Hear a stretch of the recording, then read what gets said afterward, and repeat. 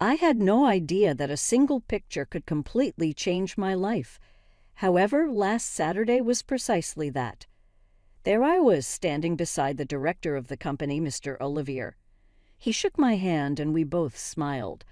"Finally got that promotion," was the caption. "Hard labor is rewarded. Professional achievement." I didn't give posting it any thought.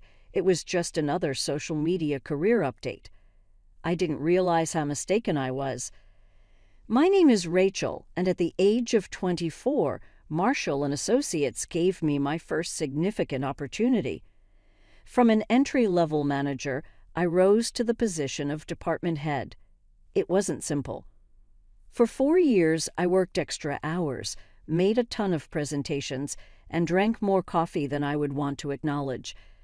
But it meant the world to me that I did it alone. My phone was buzzing while I was still feeling the thrill of my promotion. I immediately recognized it, my mother, even though the number wasn't recorded. After 8 years of not speaking to me, she suddenly called. I gazed at the screen while my hand trembled. "Hello." I didn't want my voice to sound so quiet. "My dear Rachel." I remembered my mother's voice as being lovely but phony. When she wanted anything, that was the tone she employed. "Your post was just viewed by your father and me. We are so proud of you." Proud. I felt like I was slapped by the word.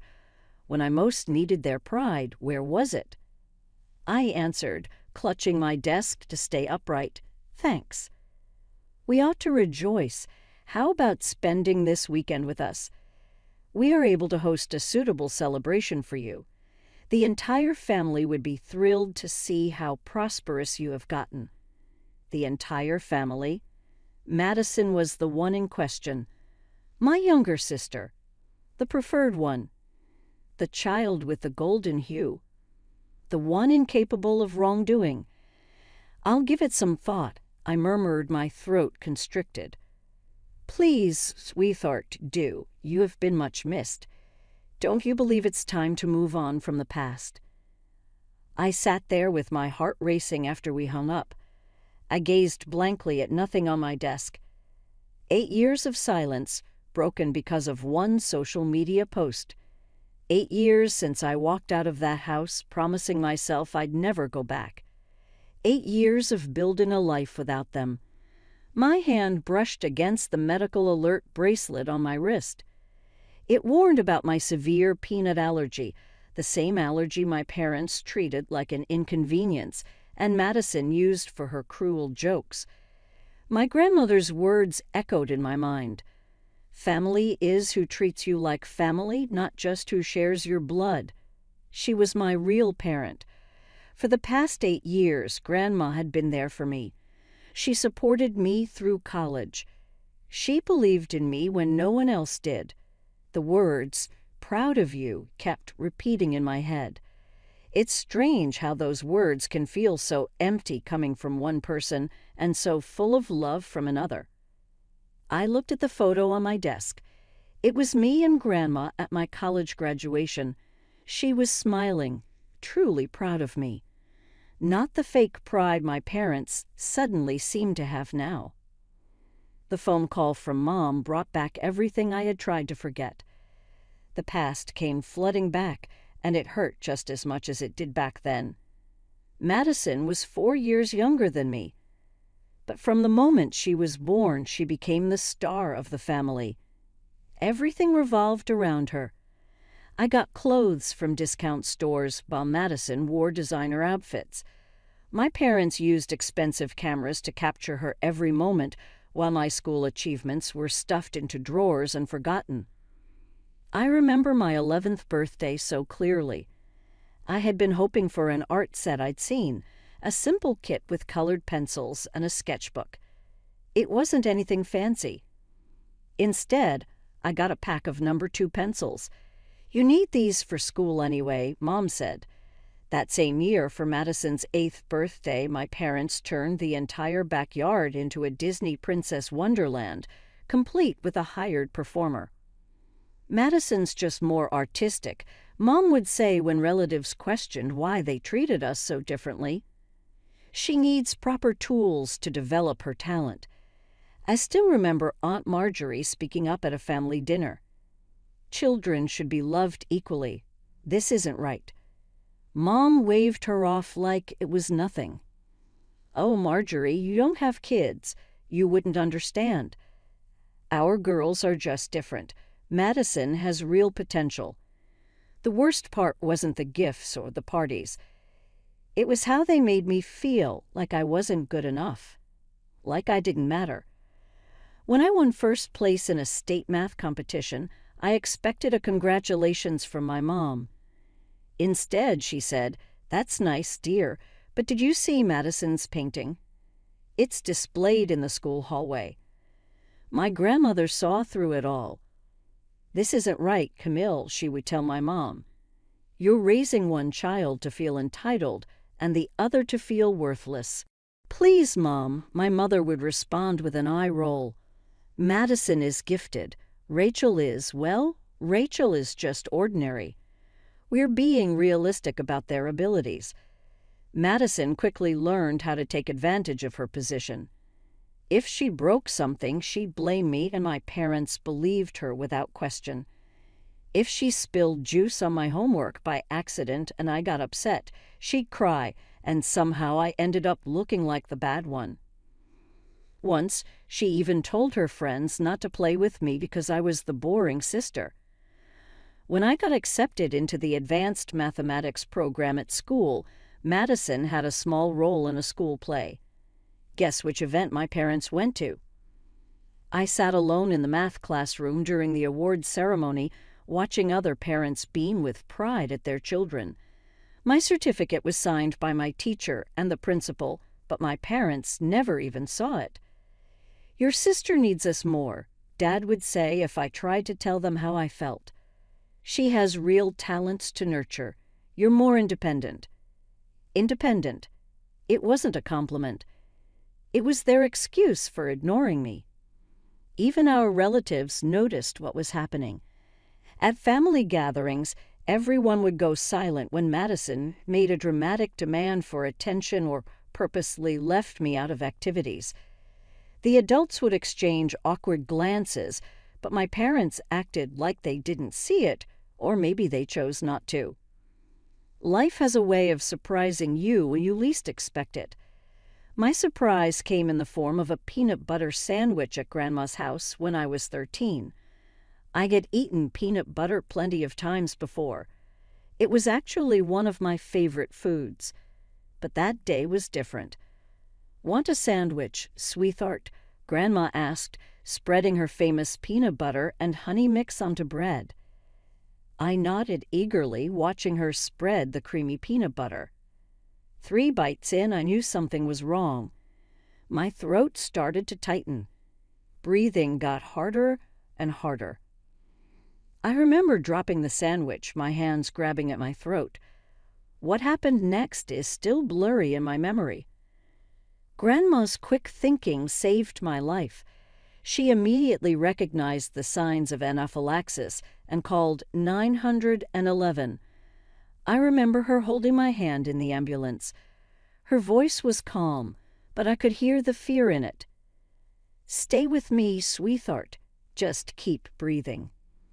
My parents showed up at the hospital about an hour later. They looked annoyed that they had to leave work. Mom tapped her foot impatiently as the doctor explained what happened. "She has a severe peanut allergy," the doctor said. "Sometimes allergies like this can show up suddenly, even if there were no problems before. She'll need to carry an EpiPen at all times, and you'll have to check every food label carefully. Cross-contamination can be just as dangerous." Dad nodded, but his eyes were on his watch. Mom was already typing away on her phone, probably messaging Madison's dance instructor about being late for pickup. The ride home was even worse than the hospital. They waited until we were in the car to really show how they felt. "This is just perfect," Mom muttered. As if we don't have enough to deal with already, Dad added, "First the math tutoring, now this. Everything with you has to be so complicated, doesn't it, Rachel? I pressed myself against the car door, trying to make myself as small as I could. My throat still hurt from the reaction, but their words hurt even more. The next few years were a careful routine of reading labels and carrying EpiPens everywhere I went. Grandma made sure I had proper medical alert bracelets and taught me how to speak up about my allergy. She even called the school to explain how serious my condition was. Madison, of course, found endless ways to make fun of me. She'd wave peanut butter sandwiches in front of my face, laughing when I flinched. "Oh, sorry," she'd say, pretending to be innocent. "I forgot you're allergic to everything now." At family gatherings, she'd shout, "Be careful, everyone. Rachel might die if she eats the wrong thing." Everyone would laugh awkwardly, and I'd feel like even more of an outsider. My parents never corrected her. If anything, they seemed irritated by the extra attention I needed. I learned to pack my own food, check every label 4 times, and never trust food I didn't personally check. It was exhausting, but it became my normal. When I graduated high school, it should have been a moment of triumph. I earned a full scholarship to Northwestern State University. I had done it all on my own, maintaining straight A's, working part-time jobs, and staying careful with my allergy. The acceptance letter felt like proof that all my hard work had been worth it. While I was studying late into the night, Madison's loud music would shake the walls of the house. But now I had something to show for it. The moment I announced my college acceptance is burned into my memory. I got into Northwestern, I said, trying to keep my voice steady. "Full academic scholarship." "That's nice, dear," Mom said without looking up from her plate. "The thing is," I continued, gripping my fork tightly, "I'll need help with housing. The scholarship covers tuition, but not accommodation. I've looked into the costs, and—" "No," Dad's voice was firm and flat. "You chose to apply to a college in another state. That was your decision. We're saving for Madison's education. She's planning to go to Riverside in 3 years, and that's not cheap." I stared at my plate, fighting back tears. Across the table, Madison smirked and twirled her pasta slowly, like she was enjoying the moment. "But it's just the housing cost." I tried again. "The scholarship covers everything else." "Rachel," Mom cut in sharply, "we've made our decision. If you want to go to college out of state, you'll have to figure out housing on your own." Right then, the front door opened. Grandma walked in, holding up a congratulations balloon and a small gift bag. Her smile faded as she looked around and saw my red eyes, Madison's smug face, and my parents' cold expressions. "What's going on?" she asked, her voice calm but firm. Madison giggled, always ready to make things worse. "Oh, Rachel got into college, but she'll be living on the street because Mom and Dad won't pay for housing. They're saving for my Riverside education instead." The room fell silent.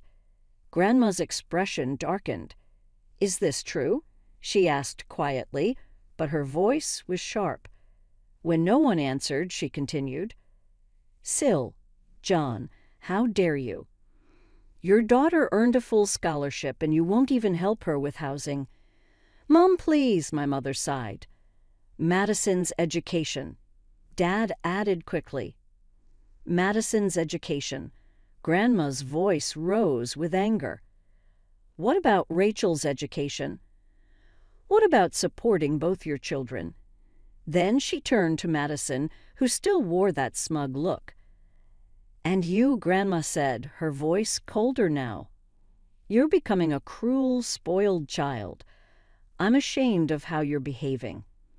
Madison's face crumpled instantly and she burst into tears, her favorite trick when things didn't go her way.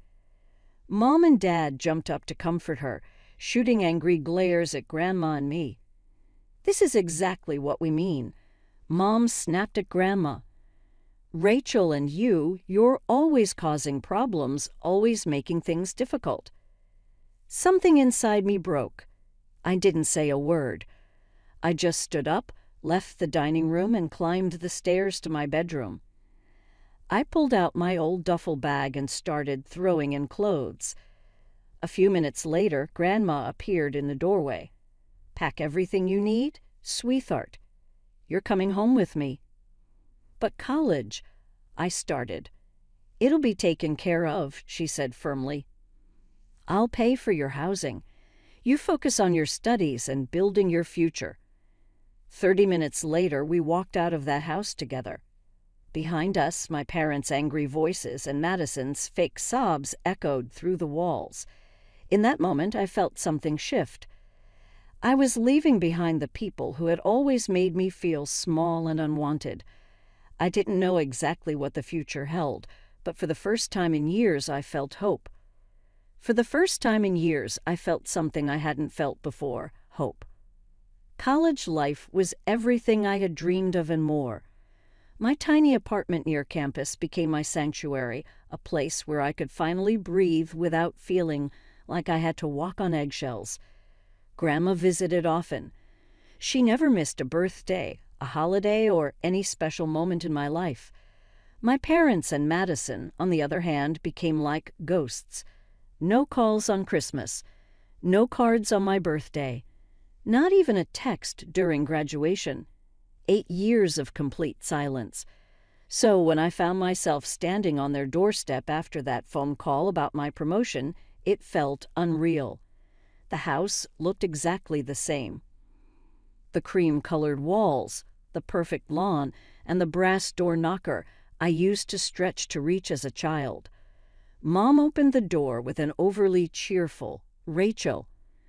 Her voice sounded rehearsed. She pulled me into a hug that felt stiff and unfamiliar. The living room hadn't changed either. Madison's achievements still dominated the space. Her Riverside degree hung proudly above the fireplace, the center of attention. Madison sat in Dad's old armchair, scrolling through her phone. She barely looked at me, except to roll her eyes when Mom started gushing about my promotion. "We're so proud of you, sweetheart," Mom kept saying, her words feeling empty after 8 years of silence.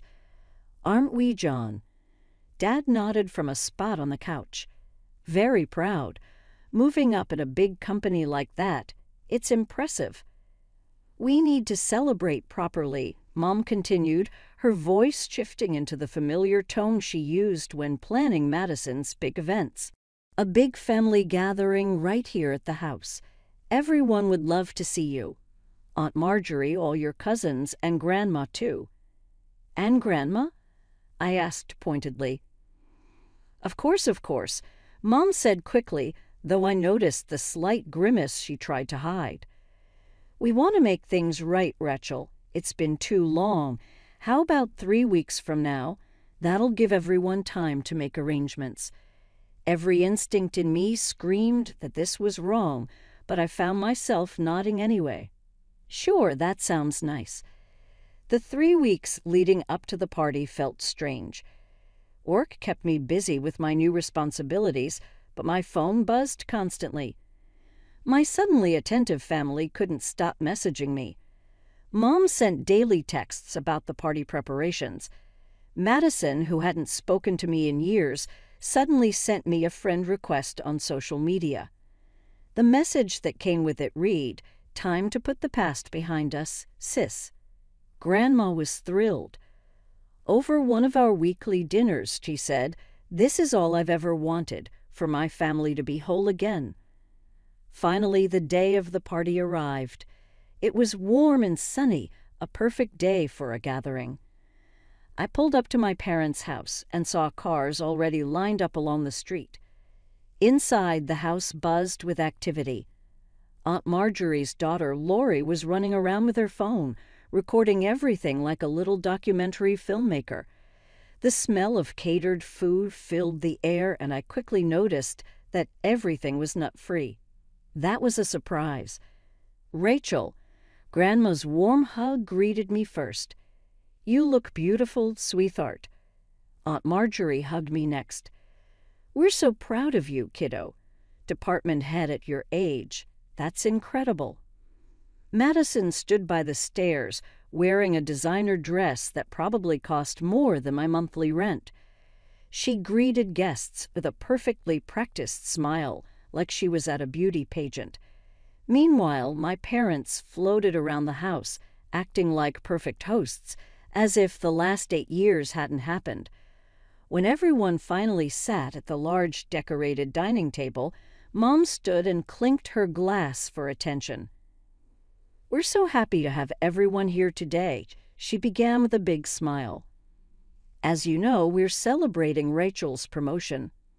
She paused as everyone clapped politely. "It's wonderful to see her finally finding her footing in the corporate world. I should have known the word finally was a red flag." And speaking of success, Mom continued, her voice brighter now, "I'd like to take a moment to talk about our Madison." She launched into a long speech about Madison's achievements, graduating Riverside with honors, her artistic talent, and how gifted she was. I sat there frozen as Mom finished with this. And now that Rachel has this wonderful position and a role in management, we're hoping she can help her incredibly qualified sister join this prestigious company. The table went silent. I felt Grandma's eyes on me and saw Aunt Marjorie shift uncomfortably in her chair. Lori's phone stayed focused on me, recording every painful second. "Actually," I said, my voice steady despite the pressure, "I'm not in a position to hire anyone. I'm a department head, not a director. I don't make hiring decisions." Mom's smile tightened, but she didn't give up. "Surely with your new influence." "Excuse me," I said, cutting her off as I stood. "Mom, Dad, can we talk privately?" They followed me into the kitchen, and their fake smiles disappeared the moment we were alone. "I thought this was supposed to be a celebration of my promotion," I said quietly. "Not a networking event for Madison." "Don't be selfish, Rachel," Mom snapped. "Madison needs this opportunity. Family helps family." "Selfish," I repeated, stunned. "After 8 years of silence, you only reach out because you want something from me, and I'm the selfish one." Dad's face hardened. "We've given Madison every advantage, invested everything in her future. The least you can do is help your sister now that you're in a position to do so." We walked back to the dining room, the tension trailing behind us like a storm cloud. I sat back down at the table, trying to ignore Grandma and Aunt Marjorie's worried glances. While we were gone, the catering staff had served the main course, some kind of fancy chicken dish with a creamy sauce. I took a couple of bites, my mind still spinning from the conversation in the kitchen. The sauce had an unusual flavor. Nutty. Suddenly my throat felt tight.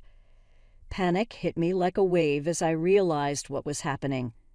"Peanuts," I gasped, my hands shaking as I grabbed for my purse, fumbling for my EpiPen.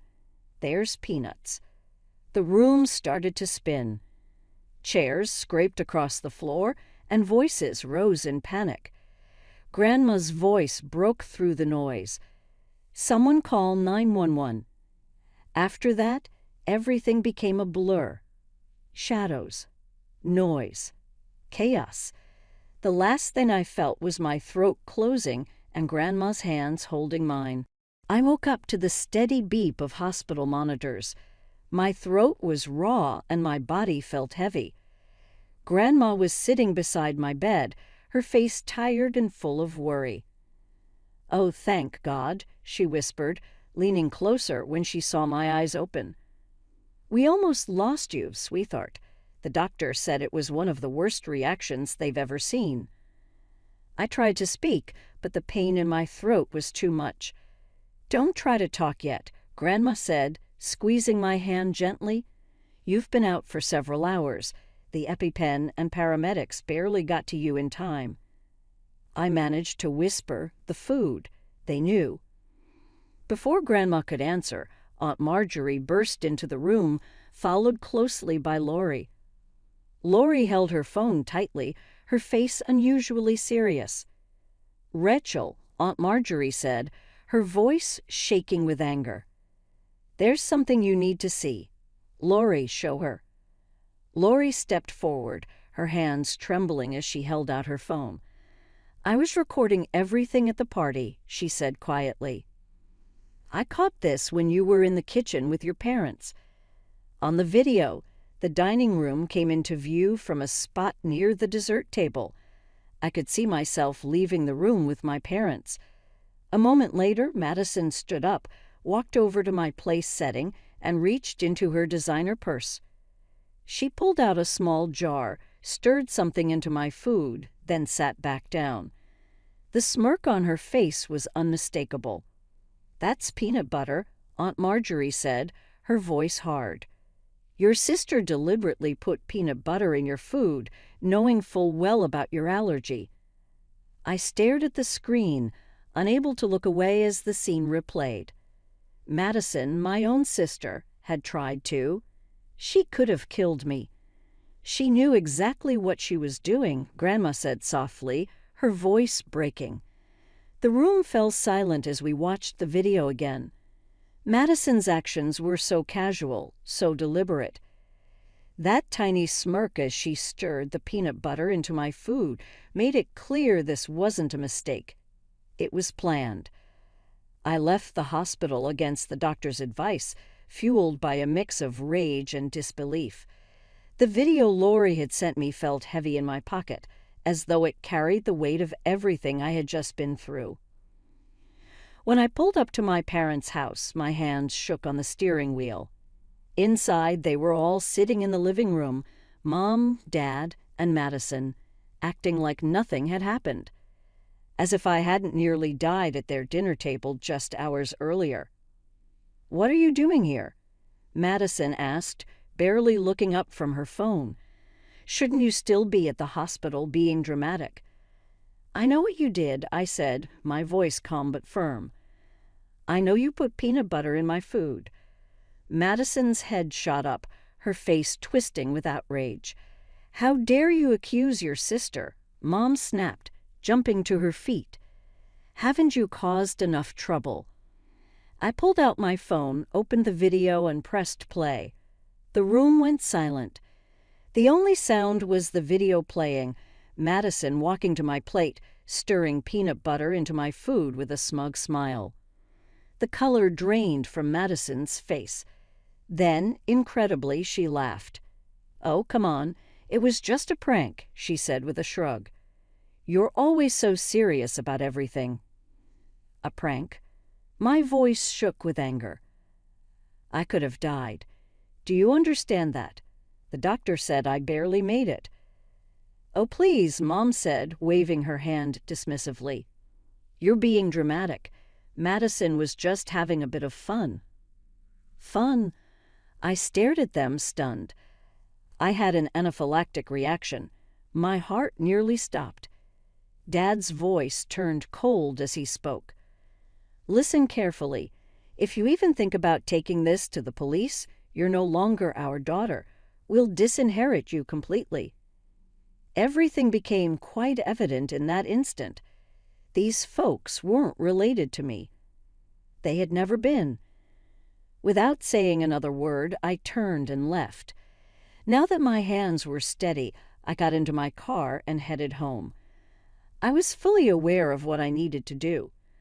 I posted the video to my social media accounts while seated at my computer. I wrote beneath it, "I discovered today the true meaning of family, and these individuals do not embody it. Knowing that I have a potentially fatal allergy, my sister purposefully poisoned me with peanuts. It was a joke, according to my parents. I will never again refer to them as family." The reaction was swift and tremendous. I received shocked and angry comments from relatives I hadn't spoken to in years. Aunt Marjorie posted the video along with some of her own harsh criticism. Colleagues and friends expressed their support and horror. My parents and Madison fought back, leaving comments calling me an attention seeker and claiming it was all a misunderstanding. But the video spoke for itself. I went to the police station the following morning and made a formal report. I received a letter from my parents' attorney that afternoon. Officially, it was. They had taken me away from their will and disowned me. Madison tried to play the victim by uploading a sobbing video to the internet later that day. She said that my falsehoods were ruining the family. However, I wasn't by myself. That night, Grandma gave me a call. "I've spoken to my lawyer," she stated authoritatively. "I'm cutting them off completely. You're my only heir now, Rachel. You've always been more my daughter than Camille's anyway." That evening, I reviewed the deluge of messages on my phone while lounging on my couch. Real friends, family, and coworkers poured in their support. Lori texted me, "You're still my favorite cousin," and my phone buzzed. "You're welcome to join us for dinner at any moment," according to Mom. I had left a poisonous family 8 years prior. I was running toward a genuine one this time. The family you are born into may not always be the one you were intended to have. You have to construct your own sometimes.